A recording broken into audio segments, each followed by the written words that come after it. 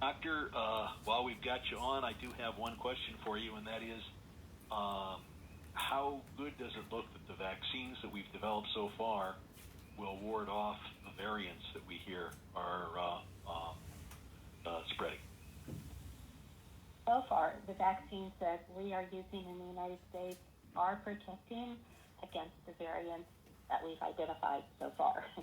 And it seems likely that that's to continue because the targets for those vaccines are the little pieces of protein on the virus that are what makes the virus so darn infective, the little spike proteins.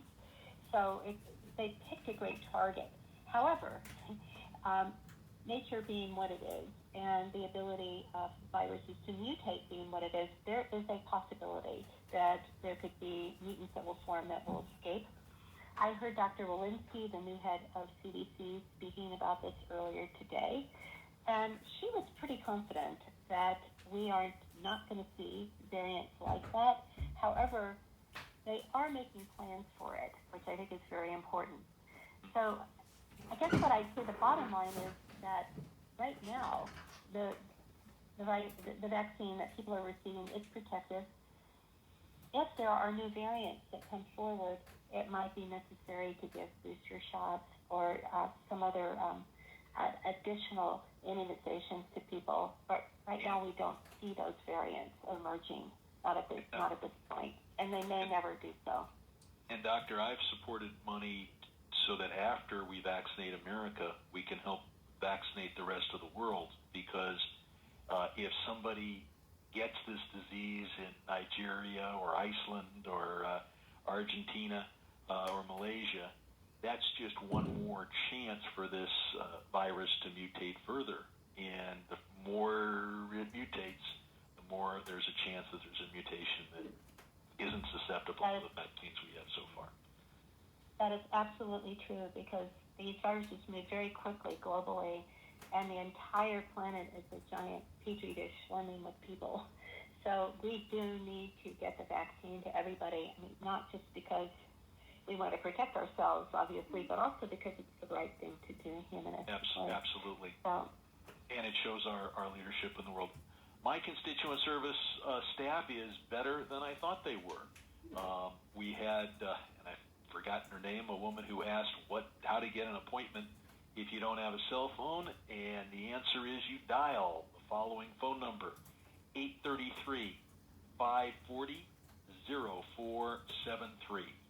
So if you have a technological problem that makes it difficult to go onto that My Turn website, or if you get to the website and it insists that you have something like a cell phone that you don't have, the old-fashioned way, 833-540-0473. We have results from that first survey question. Some 87% approve of how the Biden administration is handling the pandemic so far, 7% disapprove, and 6% are unsure. And that compares, we asked a similar question 2 months ago, just about Biden's handling his job so far. 78% were favorable, were very favorable, and 9% were favorable. 5% were mixed. Somewhat unfavorable was 4%. Very unfavorable was 5%. So both 2 months ago, on the first full day of the administration, January 21st, and today, the San Fernando Valley seems pretty supportive of how Biden is handling his job and the pandemic so far. With that, let's go to another live question. Okay, Congressman, we have Howard from Reseda who has a question about the infrastructure bill. You there, Howard? Hi, Congressman. My question is this. When you guys are writing the infrastructure bill, will you include a clause that private contractors will pay all their employees $15 or above while working on the federal program? We should. We are considering it. And the vast majority of those dollars are going to go for construction, where we'll do something substantially better, and that is demand prevailing wage, which in most communities is the same as the union wage. So I'm sure that a majority of the jobs we create will be significantly more than $15 an hour, but we ought to require $15 an hour across the board on this program. We're doing it because we need infrastructure, but also because we need jobs that pay a living wage. With that, why don't I go to one of our questions that came with an RSVP. Lek in Sherman Oaks asked, when will adults in general be able to get vaccines? And I covered in the opening statement, if you're age 50 or more, the answer is April 1st.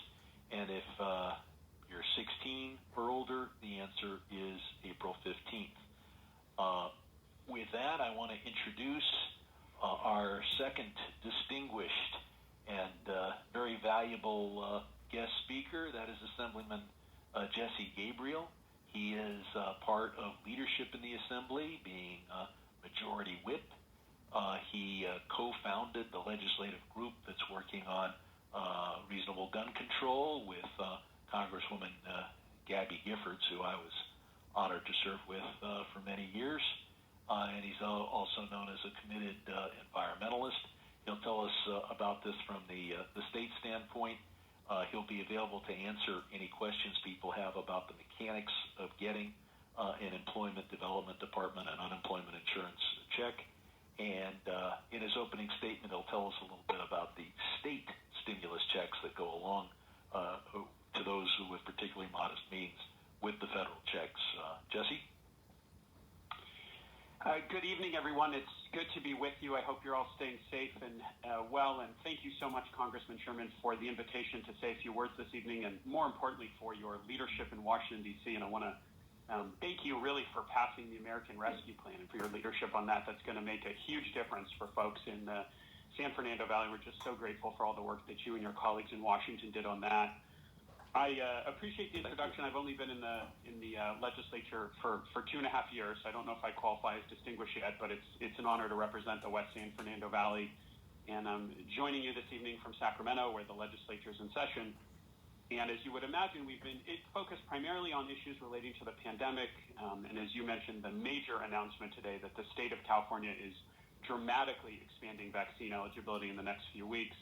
And really, everyone 16 or older is going to be eligible starting April 15th. And I just want to encourage everyone, as you heard from the professor, from the doctor, that these vaccines really work and that they've shown to be really powerful in protecting folks. And I just want to encourage everyone to get vaccinated as soon as you're eligible. We have some great vaccination centers in our community. I've been able to go to both CSUN and to Pierce College. I'm going to be at Pierce with my staff on Thursday working there. And folks have been very satisfied with the experiences that they've had there. As the Congressman mentioned, you can go to myturn.ca.gov to sign up for a vaccination, or you can also call. There's a California COVID-19 hotline that you can call. That's 1-833-422-4255. In addition to the pandemic, we've been focusing on a variety of other issues, and so in the past few weeks, I've introduced legislation on the climate crisis, on homelessness and affordable housing, on student mental health, on gun violence, wildfires, hate crimes, as the Congressman mentioned, and also to require more accountability and transparency from the city and the county on how they're spending funding on homelessness and why we haven't made more progress on that issue. But wanted to focus this evening mostly on the work that the state legislature has been doing to help families and small businesses that have been impacted by the pandemic. And I'm happy to share a brief overview of some of the benefits that you and your family may be entitled to. But if you have any questions, as always, you can call our district office in Woodland Hills at 818-346-4521. Again, that's 818-346-4521. And I'm going to cover a number of the benefits and programs that the legislature has been working on but I expect that some of you may have questions about the mechanics of how you apply or receive those benefits, and you can call my constituent services team. Again, that's 818-346-4521. So one of the big pieces of work that we've done in the legislature was last month we passed a $9.6 billion economic recovery package that's focused on students, families, and small businesses that have been impacted by COVID-19. That includes $600 Golden State stimulus payments for low-income folks in our community, and this is on top of and in addition to the federal stimulus checks that Congressman mentioned from Washington, D.C. That also includes over $2 billion in funding for grants for small businesses and nonprofits that have been impacted by COVID. Those are grants of up to $25,000. And you can find out about eligibility for those grants and apply for them at careliefgrant.com. Again, that is careliefgrant.com. We've also included fee waivers for some of the industries that have been most impacted by COVID. So this is restaurants, bars, barbershops, cosmetologists. If you own any of those businesses, you're going to have your fees waived. We have $400 million in subsidized child care and for preschool providers, $100 million in emergency financial aid for low-income students, and then $35 million in support for food banks. And I just wanted to give a special shout-out to our friends at the West Valley Food Pantry in Woodland Hills, who've just been doing incredible work to help families in our community who've been struggling with the pandemic. And my staff and I will be there on Friday morning doing a volunteer shift. So if you want to come by and say hi, you can come by and say hi next week. And this economic recovery, this was part of early budget action that we took. It was highly unusual, but we know how much folks have been struggling, and we felt the urgency to take action immediately. But there is more relief to come when we do our budget in June. So we're going to continue to work to help folks in our community who've been impacted. The other big thing I wanted to mention is the eviction moratorium. So earlier this year, the legislature extended the state of California's eviction ban until June 30th, 2021. And we also established a $2.6 billion fund for rental assistance to help folks pay off rental debt that has accumulated during the pandemic. And there was a question before about the money going from Washington directly to state and local governments. So we are very grateful to Congressman Sherman and the federal government for providing us with that $2.16 billion, which we can use to help folks in California and in the San Fernando Valley pay off their rental debt. A lot of these programs are going to be administered by cities, as the Congressman mentioned, but to find out which program you apply for, you can visit housingiskey.com. Again, housingiskey.com. You can then click on the COVID-19 rent relief. For most of you, that will be through the City of Los Angeles, and that application process opens on March 30th at 8 a.m. And again, if you have any questions about any of this, you can feel free to call our office. We have helped thousands of people navigate their employment benefits. The state has just done an unacceptable job of administering that, and so we have fought really, really hard for thousands of folks in the West San Fernando Valley to try to help them get their benefits as quickly as possible. So if you have any questions about that, if you have any questions about state stimulus, about eviction moratorium, about grants for small businesses, you can call our district office. Again, that is 818-346-4521. If you forget, you can always just type Jesse Gabriel into Google and you'll find our information. But in the meantime, I want to again thank you, Congressman Sherman, for the really decisive action that you and your colleagues took in Washington. It's going to make a big difference for us in the San Fernando Valley. So want to wish everybody, those who are celebrating, a happy Passover, a happy Easter. I hope you all stay safe and really eager and hope to get a chance to see you all soon in the Valley. So thanks, Congressman.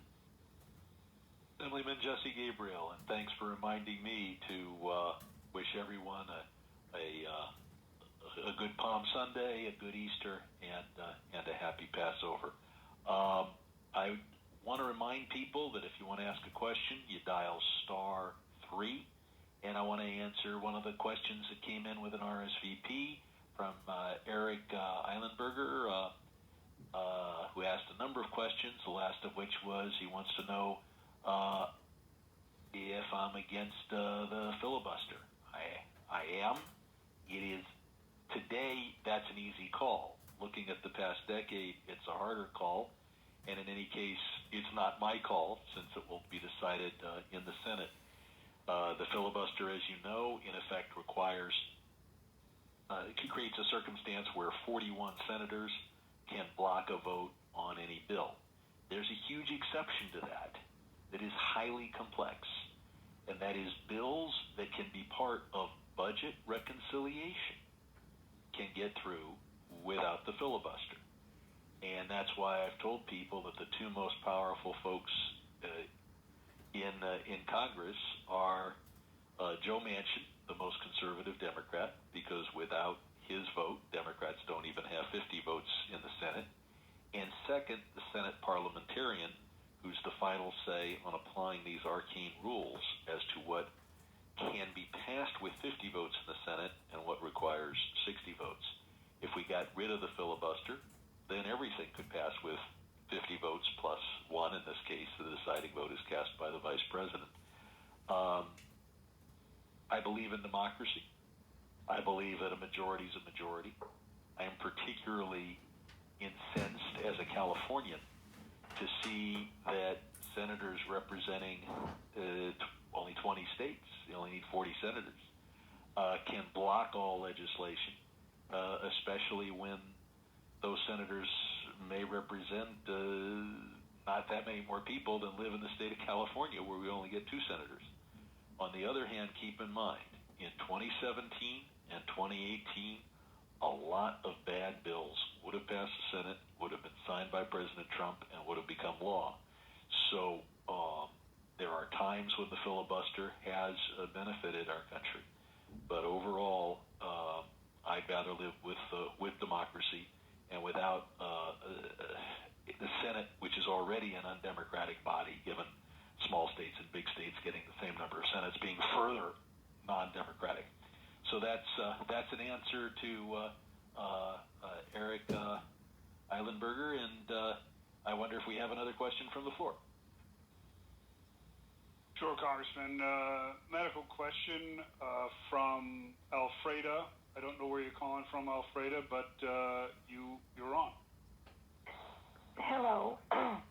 I am in Granada Hills, and I'm older than dirt, so the question is not applicable to me. I have lived through the time of thalidomide, and with this new vaccine, have there been any tests out there on young women, the results on young women who might become pregnant or who are pregnant with the vaccine? Is there any possibility of the vaccines having the effect that thalidomide had? Doctor? Thank you for that. Yes, thank you for that question. I've also spent a lot of time studying thalidomide at one point, and there is really nothing about these vaccines that's at all similar to thalidomide. However, I think that the general principle of wanting to make sure that the vaccine is safe for pregnant women and the fetus is definitely one that is very important. What they've done, they did not have a special trial for women who are pregnant, but what they have done is they have done very careful follow-up from the CDC of a number of women who received the vaccine during pregnancy. And all they have found so far is that the women did not only create an antibody to the virus, but also pass that antibody on to the fetus, which is a good thing. And there's no signal at all at this point for any untoward effects on the fetus. I would also say, for what I know as an epidemiologist and a pediatrician, I can't think of a way that these particular vaccines would have a mechanism to do that.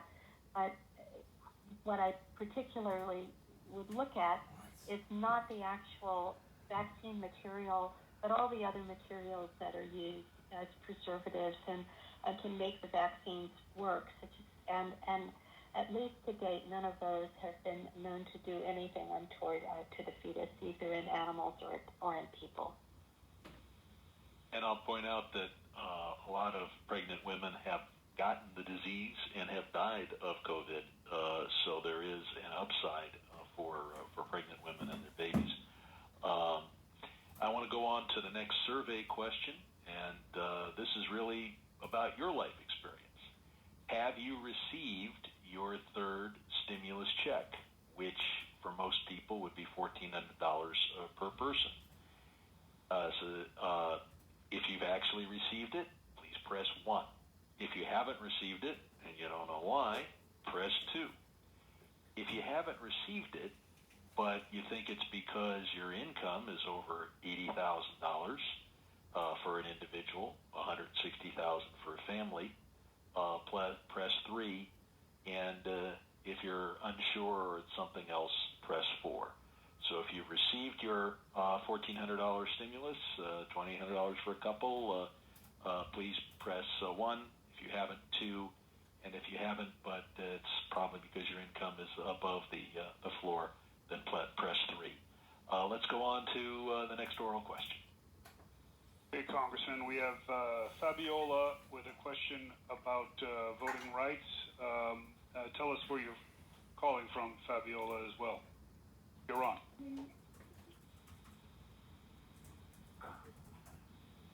Hello, this is Fabiola, and I am appalled by the law that was passed in Georgia, the Jim Crow style, super racist voter suppression law.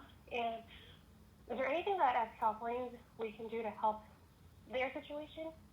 And what can you do to implement more laws or something to facilitate voting down the line, such as like machines at work and making it okay for people to receive water and food while they're in line?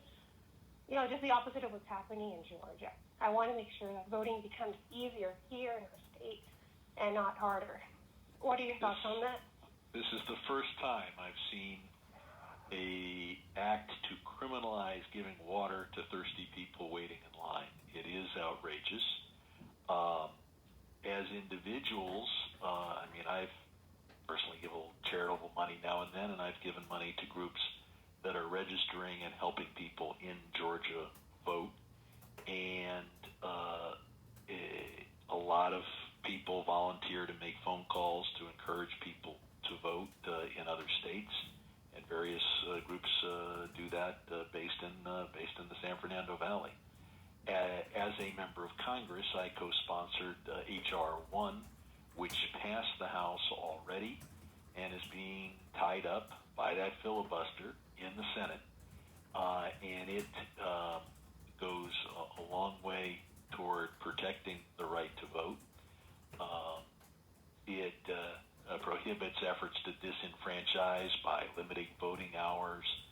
We had thought of denying people water in line. I guess we could go back and amend that. It's just it simplifies voting by mail, reduces the lines, modernizes the voting system, reauthorizes the Voting Rights Act, provides money for voting system security, paper ballots, audit trails, deals with dark money in politics, provides for matching small contributions so that small contributors can be as important as the big ones, and collects the money to fund that from corporate lawbreakers and tax cheats, wealthy tax cheats, and makes the Federal Election Commission more effective. So that's the answer at the federal level, and if there had to be an argument on the side as to of getting rid of the filibuster, that would be it.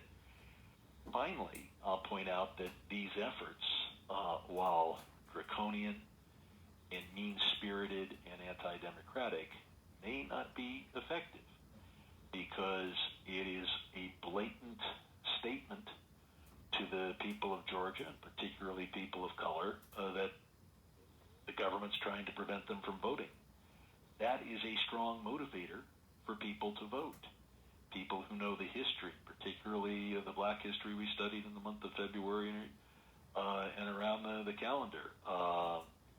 People have given up their lives to allow particularly African Americans to vote. This is an attempt to stop it, and that's a reason, that's an inspiration to wait in the line if, God forbid, there is a line. And finally, it's interesting how this effort to disenfranchise people, I think perhaps the most significant disenfranchisement is when Trump disenfranchised his own voters by going to Georgia and telling people not to vote by mail. I've won a lot of elections. That's why I'm on this end of the phone. And I tell all my supporters and everybody who listens to me, vote as soon as you can, vote the easiest way you can. Please vote now, vote. And the idea that somebody in politics would turn to their supporters, and let's face it, that's who's listening to Donald Trump in Georgia, and tell them, don't vote by mail, don't vote today, well, wait, is political malpractice. So it's clear that these efforts in Georgia are evil, they're pernicious, and we want to stop them at the federal level. We want to roll things in the other direction at the federal level. And finally, we want to make sure that these pernicious efforts are counterproductive. I think I've got a result from the last question. People on the $14 checks, 37% have received them. 32% have not. 25% think they haven't received them because their income is too high, and 6% are unsure. We'll go on to another survey question. The COVID bill we passed, the American Rescue Plan that passed a couple of weeks ago, spends $1.9 trillion to deal with COVID and the related economic issues. Do you believe that amount, that $1.9 trillion, is 1, not enough, 2, about right, or 3, excessive? Once again, if the $1.9 trillion is not enough, press 1. If you think it's about the right amount, press 2. And if you think that the Congress spent an excessive amount, press 3. With that, let's go to another question from the floor. Congressman, we have Rita Sherman Oaks has a tax question. Rita. Yes. Hello, Rita. How are you? Pretty good. So I wrote down my question, so I'm concise here. So what is the status of overturning the prior administration's rule are not allowing state taxes to be deducted on federal returns? This is a huge problem for middle-class earners in California and especially in our area. We're also severely impacted by the restriction on deducting property taxes. If you can please address the future of these two issues. I have been fighting against that deduction of what we call SALT, state and local tax deduction. From the very beginning, I'm a co-sponsor of bipartisan legislation to reverse it. It is critically important to the state of California. Here in Washington, it's really viewed as one issue, that is to say state and local taxation, whether you're talking about income or property taxation, it's viewed as one issue. It's limited to $10,000. If memory serves me right, it's the same $10,000 whether you're joint or single, which means that there's a huge marriage penalty built into it. It's outrageous. It was designed by those who thought that if you did that, you would force state governments to tax less and spend less, and kind of force the California approach to state government to be more similar to that of Alabama. That has not happened and won't happen. and it is something that a majority of Democrats want to restore. The argument against it is that it favors, quote, the wealthy. Well, it does favor those who are wealthier than average. The average person in this country does not itemize their deductions. But to say that people living in Los Angeles and making $100,000 a year are wealthy and don't need a tax deduction is just absurd. And only a phony statistician would put somebody who makes $100,000 in the same category as somebody who makes $10 million or $100 million. With that, I want to go to one more of our RSVP questions, and then we'll go to an oral question, and that may take us to about as far as we can go. We've got Magda Lane of Studio City asks, can you please provide an update on LA City Attorney's lawsuit against the FAA regarding airport noise and the flight paths? Yes, I can. I talked to Mike Fuhr about this just a while ago. Right now it's being litigated in the Ninth Circuit. We anticipate oral arguments this summer, which I realize if you're having a hard time hearing me because of the sound of jets flying over your home, telling you about a lawsuit this summer sounds like it's been put off way too long. I am also working here in Washington, both to push the Biden administration. They're going to be stuck with the same FAA director, because that's a longer term. But Biden's in a position, and Buttigieg's Secretary of Transportation in a position to install the people right below the FAA administrator, and hopefully we can get people there who are not totally beholden to the air transportation industry. And we hopefully will get an audit by the Government Accountability Office of how the FAA has handled this next gen. I've gone on record as opposing the Burbank Airport expansion until these issues are resolved, and it is difficult to fight the air transportation industry here in Washington when, especially in dealing with the FAA, which seems to be a captured agency. But I started working on Buttigieg just as soon as he got sworn in, and I'm going to do all I can, as are Adam Schiff and Tony Cardenas and all of those who focus on the San Fernando Valley. With that, why don't we take a question from the floor? Okay, Congressman. Monica from Winnetka has a question, health-related, maybe for both the congressman and the doctor. Okay. Monica.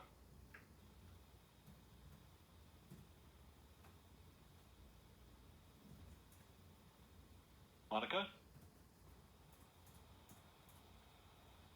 Came out worried about the air and the testing rates, and that there was no contact tracing. And I'm worried about any future pandemics as well, because people in other countries do eat wild animals where some of these viruses come from. Is there any legislation in the federal government to address that? Monica, I didn't hear your whole question. Obviously, we're concerned with wet markets. Whether this came from the Wuhan virology laboratory and its possible experimentation on certain animals, or whether it came from eating those animals and selling them at the wet market in the same city, I don't know. And we're supposed to get a report from the intelligence community on that in the next few weeks. Her question was about contact tracing and contact tracing, and for the future, for being prepared for any other future pandemic because I feel the country was, the federal government had poor response, but it was thrown at the states. So the federal government and the states, shouldn't they be prepared for a potential other pandemic, and contact tracing is a huge part of that. We're focused we contact trace preparing for the next pandemic on a whole wide range, and that's one of them. We need better contact tracing bureaucracy available. We need to view high-speed vaccine creation as an expectation. We obviously need a huge supply on hand of PPE and ventilators. This time, ultimately, we didn't need as many ventilators, but who knows about the next disease. We need the monitoring, and we need to cooperate with the WHO, but get the WHO to be a little bit better in providing information. Doctor, I don't know if you're aware of particular improvements on the contact tracing side.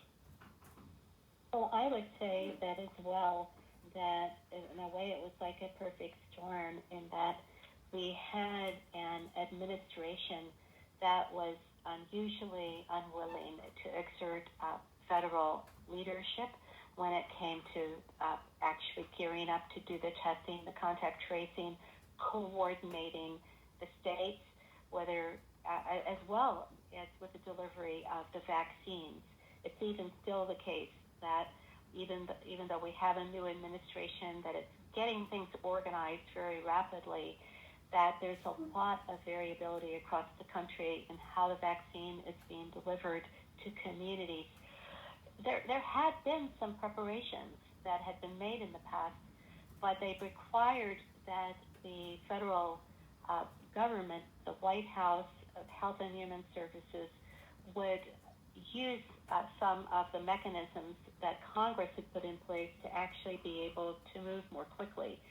And it was frustrating for those of us in public health to see that people in other countries, even people we had trained, such as those in Korea, in Singapore, we had trained them years ago, and that they were following the playbooks that had been developed for being able to respond to the pandemic, whereas our government wasn't doing that.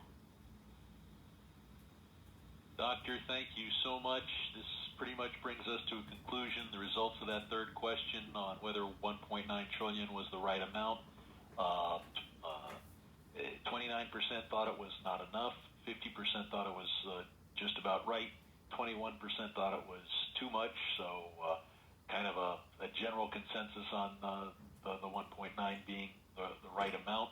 If I go more than another 2 minutes, the vendor's going to charge us extra money, a lot of extra money, so I'm going to be quick here. As this town hall ends, you're going to hear a recording. You can then leave a message. Please leave your email address, even if I already have it, because that then gives me permission, without a whole bureaucratic process, to send you an email notifying you of the next exciting San Fernando Valley Telephone Town Hall. You can leave a question. I'll listen to them. We'll get back to you. You can always see see where I stand and what I'm doing by going to bradsherman.house.gov. That's also where you'd go to get the information on our next town hall. And there's also a page there to click on the COVID relief bill and get more details, particularly the details for small businesses about the programs that we've passed dealing with this COVID crisis. I want to thank you for spending the last 1 hour and 12 minutes with us, and I especially want to thank Assemblyman Jesse Gabriel and Dr. Lynn Goldman for giving of their time. I look forward to keeping in touch with everyone in the San Fernando Valley. You'll see me at Ralph's in a couple of days. This is Congressman Brad Sherman.